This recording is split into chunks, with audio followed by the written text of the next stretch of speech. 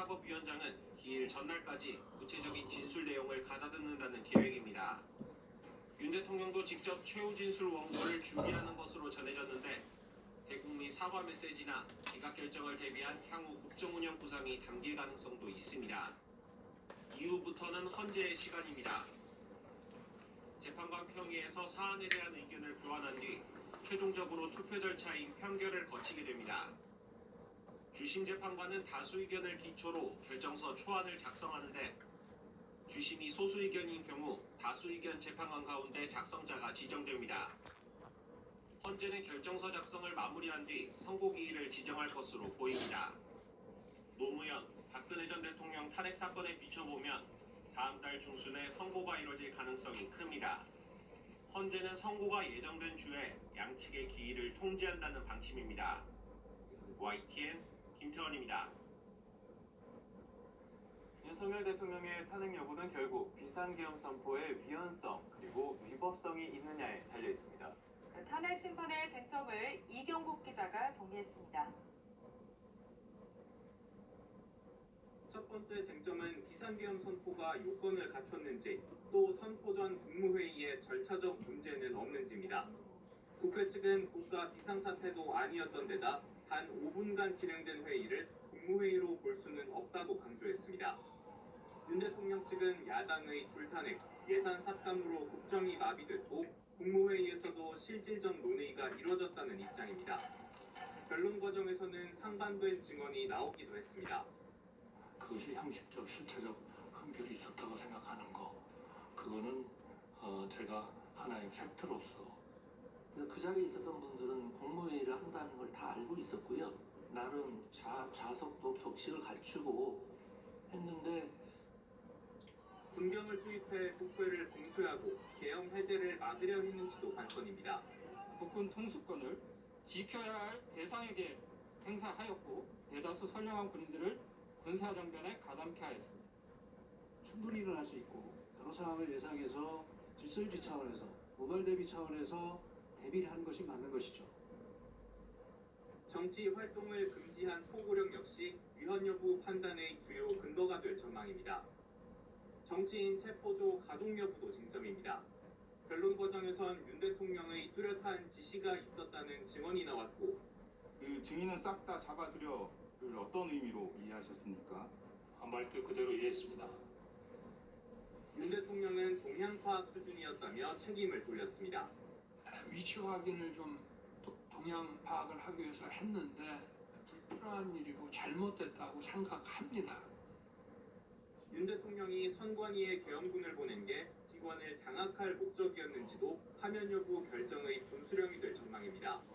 YTN 이경국입니다.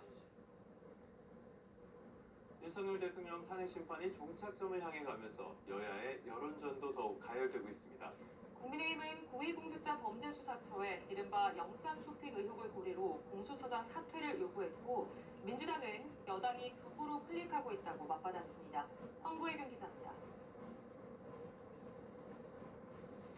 국민의힘은 공수처의 이른바 영장 쇼핑 의혹이 사실로 드러났다며 공수처장은 즉각 사퇴하라고 날을 세웠습니다.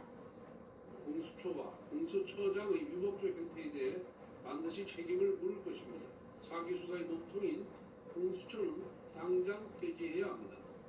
공수처의 거짓 해명이 온 국민 앞에 드러났다며 별도 국정조사를 진행해야 한다는 주장도 제기됐습니다. 여당은 헌법재판소 역시 민주당의 사기 탄핵에 동조하고 있다면서 이대로 탄핵 선고를 내리면 나라가 더 큰 갈등에 빠질 거라고 우려했습니다.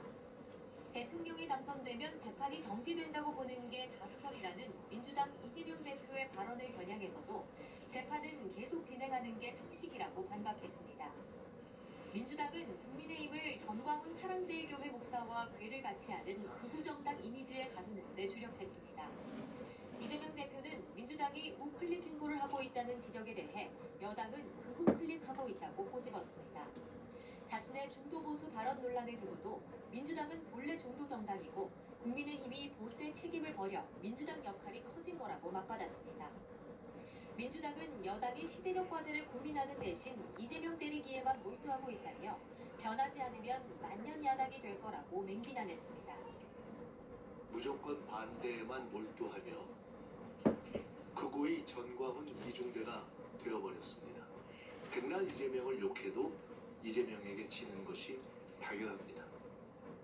탄핵 심판 종료가 임박한 가운데 여당은 공수처와 헌재를 향해 압박 수위를 높이고 이에 맞서 야당은 극우 봉쇄에 집중하면서 여야 대치 국면은 더욱 가팔라질 것으로 보입니다. YTN 홍보의뢰입니다. 국회 법제사법위원회는 오늘 법안심사 제1소위원회를 열고요. 상법 개정안과 이른바 명태균 특검법 등을 심사할 예정입니다. 민주당이 당론으로 추진하는 상법 개정안은 이사가 충실해야 하는 대상을 기존 회사에서 회사 및 주주로 넓혔고요. 상장회사의 전자주주총회 도입을 의무화하는 조항 등을 담고 있습니다. 소위에서는 또 윤석열 대통령 부부 공천 개입 의혹 규명을 위한 명태균 특검법도 함께 논의될 예정입니다. 오늘 오후 2시 헌법재판소에서 박성재 법무부 장관 탄핵 심판의 첫 변론 준비기일이 열립니다. 앞서 국회는 지난해 12월 박 장관이 비상계엄 선포 전 국무회의에 참석해 의사결정 과정에 관여했다는 등의 이유로 탄핵 소추를 의결했습니다. 헌재는 오늘 오후 4시에는 이창수 서울중앙지방검찰청장 등 검사 3명에 대한 탄핵 심판 2차 변론기일도 진행합니다.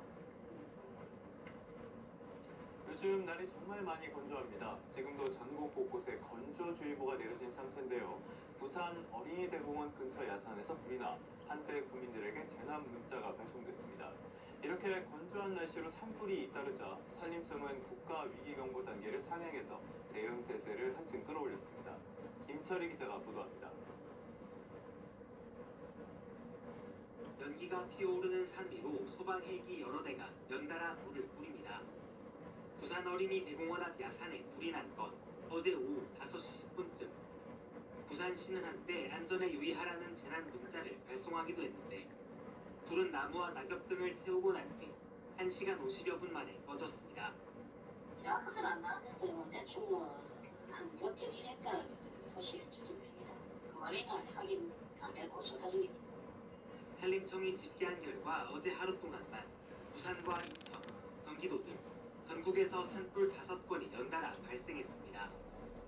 산림당국은 산불 재난 국가위기 경보 단계를 관심에서 주의로 끌어올리고 철저한 예방 활동을 주문했습니다. 어제 오후 5시 반쯤에는 공영 주차장에 세워져 있던 캠핑용 차량에 불이 났습니다. 다친 사람은 없었지만 차량이 모두 타면서 소방서 추산 980만 원의 재산 피해가 발생했습니다. 소방당국은 차량 내부 전등 배터리에서 불이 시작된 것으로 보고 있습니다. 어젯밤 부산에서 출발해 필리핀으로 향하려던 진에어 항공기에 기체 결함이 발생했습니다. 진에어는 이착륙 제한 시간을 이유로 오늘 아침 대체 항공편을 띄우기로 하고 승객 170여 명을 근처 호텔로 안내했습니다.